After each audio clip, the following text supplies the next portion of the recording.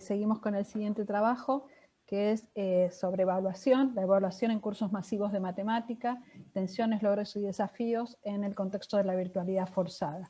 En este caso, los autores son Fernando Bifano, Hugo Chamorro y Leonardo Lopinacci. Bueno, buenas tardes. Muchas gracias por compartir este espacio, por habernos invitado de alguna manera. Nos sentimos invitados. Muchas caras conocidas de trabajo compartido. Así que estamos muy contentos de poder compartirle un poco esta experiencia, que en realidad, como bien ya hay muchas cosas que hemos ganado, tenemos ventaja en esta presentación porque ya la presentó parte del equipo con relación sobre todo a algunas cuestiones del contexto. Nosotros acá nos vamos a centrar con Hugo y con Leo en las cuestiones un poco más del proceso de evaluación, que fue bastante desafiante. Voy a compartir a ver la pantalla, me dicen si se ve.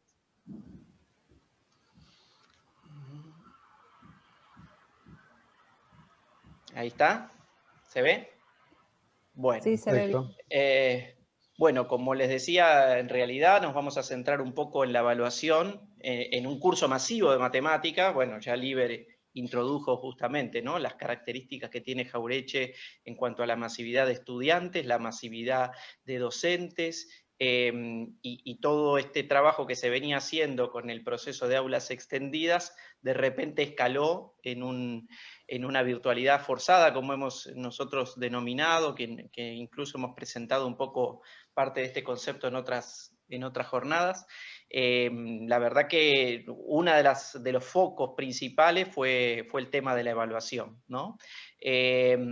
Sobre todo vamos a empezar un poco por las tensiones, ¿no? Esta tensión de la masividad y del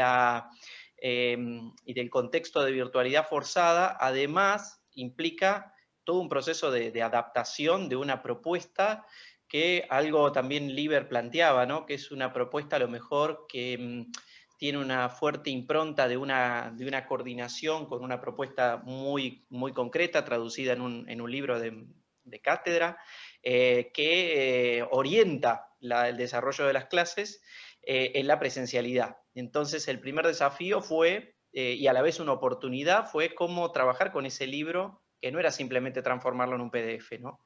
Entonces podíamos ahí aprovechar un montón de aspectos que siempre quisimos, curiosamente, que a veces no nos daba el tiempo, y pudimos traducir y transformar a partir del escenario virtual, ¿no? Como por ejemplo integrar, como mostraba Hugo, un recurso embebido de manipulación más interactivo con GeoGebra, que en la presencialidad nos quedaba siempre como un pendiente, ¿no?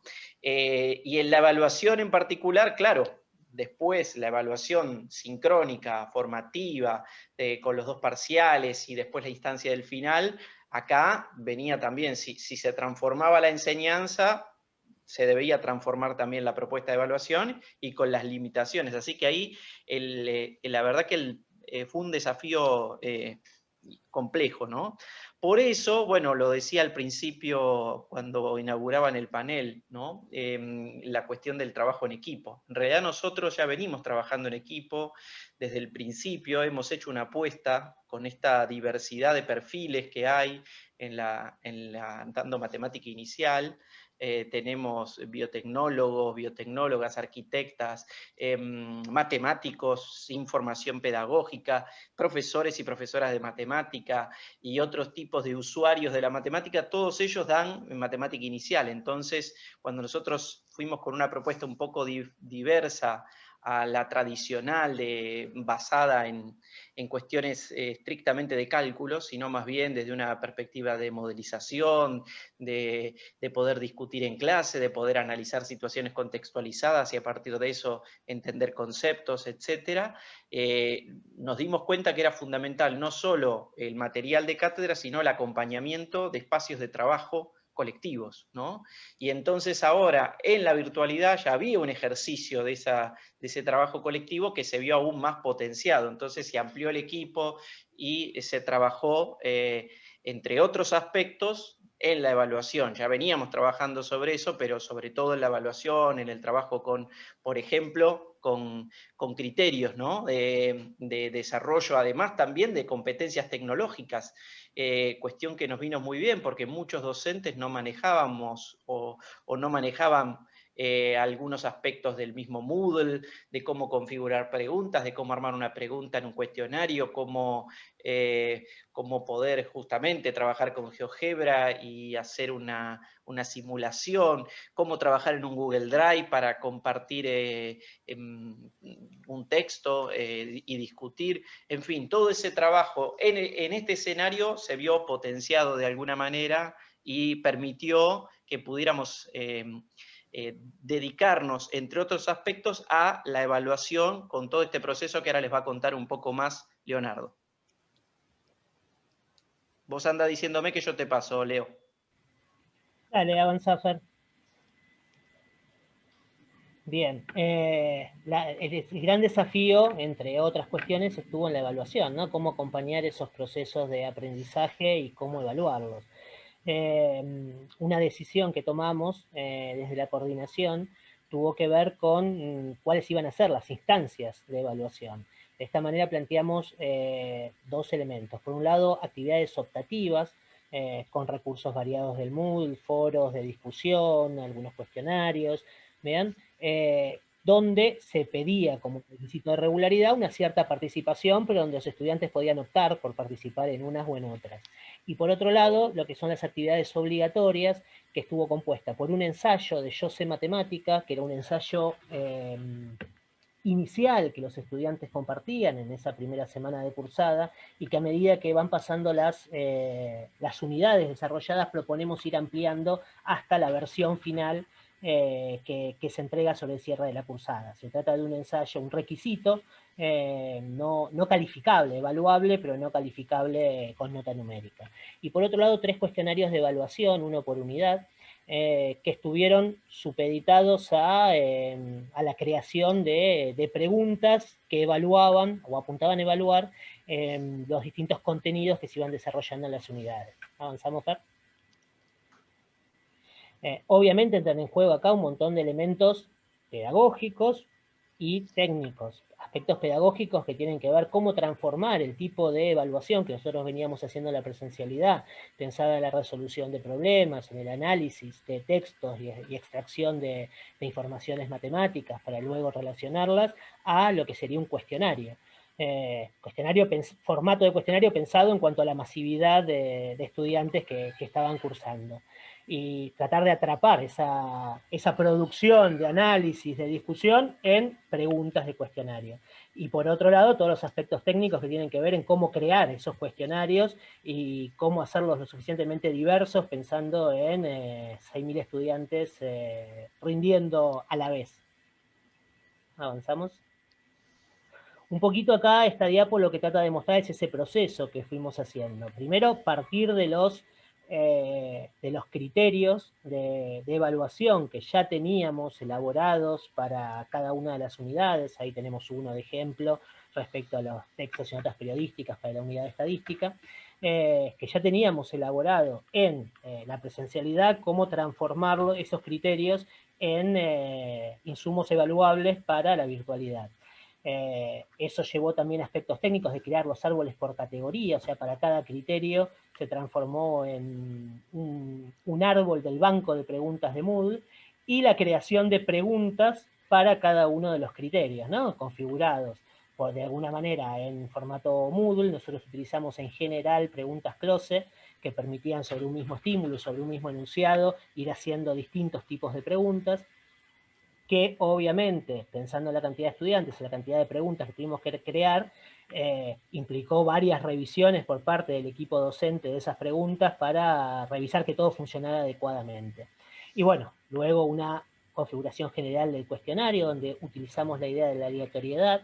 Esto quiere decir que para cada examen, dentro de ese banco de preguntas, o sea, para cada criterio, por ejemplo, había 10, 12 preguntas, y cada vez que un estudiante ingresaba, para ese punto del examen, que eran varios puntos, se seleccionaba alguna al azar dentro de ese árbol o de esa categoría en particular.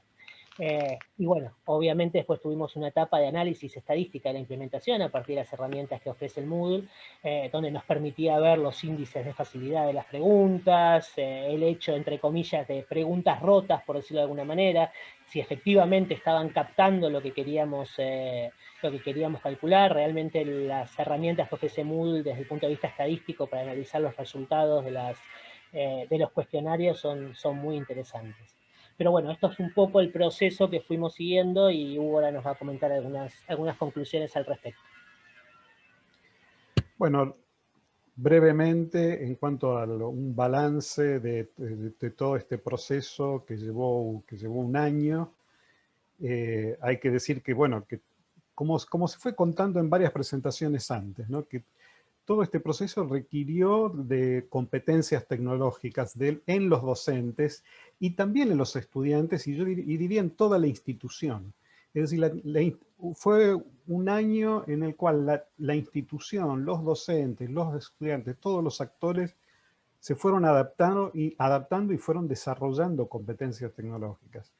Como lo dijo Liber, esto es un proceso que lleva 5 años, y de alguna manera ese proceso permitió basar lo que ocurrió con la virtualización forzada. Es decir, había una serie de competencias, de capacidades ya creadas y que fueron la base. No sé si fueron suficientes, pero por lo menos fueron una base para poder arrancar. ¿Qué es lo que pasó en entornos virtuales con la evaluación? Bueno, hubo que, como un poco lo contaron Fernando y Leo ya, hubo que repensar un poco las estrategias, tanto de la evaluación formativa como de la sumativa. En el caso de la evaluación formativa, creo que hubo ventajas, porque la evaluación formativa en virtualidad permitió ver qué pasaba con cada uno de los estudiantes. Hubo posibilidad de un seguimiento más individual que por ahí en el aula presencial, donde un docente está al frente de una comisión con 35 o 40 estudiantes a veces menos, a veces más, es más difícil seguir la producción individual. En cambio, la utilización de foros y de las autoevaluaciones no obligatorias permitió que fuera posible un seguimiento más individual de los alumnos y también del grupo de la comisión. También hubo que ajustar un poco todo el contrato didáctico en lo referido a la evaluación. Es decir, en el caso de la presencialidad, simplemente ¿qué era lo que se requería? La presencia de los estudiantes en clase. Acá hubo que negociar un nuevo contrato. Bueno, necesitamos que hagan estas actividades de autoevaluación, que entren a los foros y participen, y eso, por supuesto, tuvo sus dificultades y también sus logros. En cuanto a la evaluación sumativa, el principal problema, que también un poco escuché que se comentaba aquí en algunas experiencias de Quilmes, un poco el tema que se presenta es la cuestión ética de qué tiene que hacer el estudiante o la estudiante para acreditar su identidad. ¿Sí? Es decir, esta cosa de, por ejemplo, hacemos una evaluación con cámara abierta, pero eso obliga al estudiante a mostrar su entorno, a abrir su entorno, y eso posiblemente crea algunos problemas que nosotros lo definimos como, o lo consideramos como un problema ético, y decidimos utilizar otras estrategias. Pero bueno, son desafíos que quedan para resolver en relación con la evaluación en forma virtual. También, por supuesto, incorporar otras herramientas tecnológicas. Por eso este encuentro nos viene muy bien para ver otras experiencias y cómo resolvieron la evaluación en el caso de Quilmes, por ejemplo, en el caso de las evaluaciones sumativas. Bien, gracias.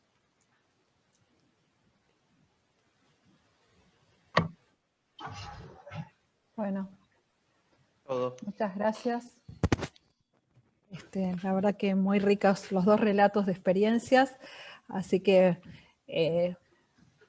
para el final dejamos algunas preguntas que seguramente nos han ido surgiendo a todos y todas mientras los escuchábamos, y bueno, nuevamente como con el espíritu de este trabajo en equipo, extenderlo a los lazos entre todos para ir sumando y aportando cada vez más a la resolución de estos problemas.